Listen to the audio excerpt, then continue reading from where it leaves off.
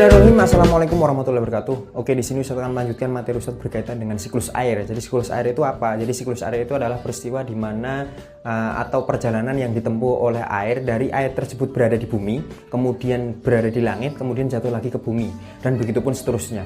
Dalam proses ini siklus air memiliki tahapan-tahapan tertentu. Yang pertama adalah tahapan evaporasi dan juga transpirasi. Kemudian yang berikutnya adalah tahapan kondensasi. Kemudian yang berikutnya adalah tahapan presipitasi, dan terakhir adalah tahapan koleksi. Oke, Ustadz bahas satu persatu. Yang pertama adalah tahapan evaporasi dan juga transpirasi. Tahapan evaporasi itu adalah tahapan di mana ketika energi matahari itu memanaskan sumber-sumber air yang ada di bumi sehingga mengubah wujud air menjadi uap air yang sangat ringan dan bisa melayang ke udara. Kemudian yang berikutnya adalah tahapan transpirasi. Jadi tahapan transpirasi ini adalah tahapan di mana ketika energi matahari itu menguapkan kandungan air yang ada di tumbuhan melalui lubang daun atau stomata. Dan jangan salah, tahapan transpirasi ini menyumbang 10% dari siklus air yang ada di bumi.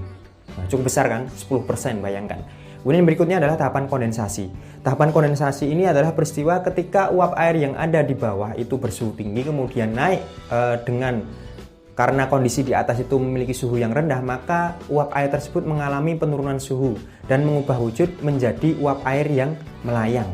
Nah, jadi atau yang bisa kita sebut sebagai awan. Contohnya adalah ketika kalian memegang gelas, kemudian gelas tersebut kalian isi es, itu di permukaan gelas itu akan muncul bintik-bintik air.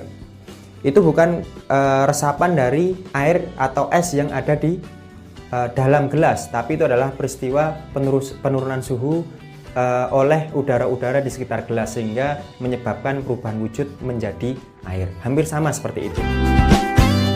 Kemudian tahapan berikutnya adalah tahapan persipitasi. Tahapan persipitasi ini adalah tahapan di mana proses kondensasi terjadi secara terus-menerus dan juga masif, menyebabkan udara di atmosfer itu tidak sanggup lagi menahan air. Maka mau tidak mau air tersebut harus dijatuhkan dalam berbagai bentuk. Bisa dalam bentuk hujan, bisa dalam bentuk hujan es, bisa dalam bentuk salju maupun embun.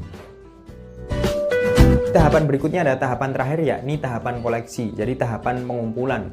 Ketika proses persipitasi itu terjadi, maka air yang turun itu bisa berkumpul pada muaranya masing-masing, bisa di laut, bisa di sungai maupun di danau. Bahkan ada yang di tanah, itu akan menjadi air tanah yang sangat berguna bagi kehidupan makhluk hidup seluruhnya.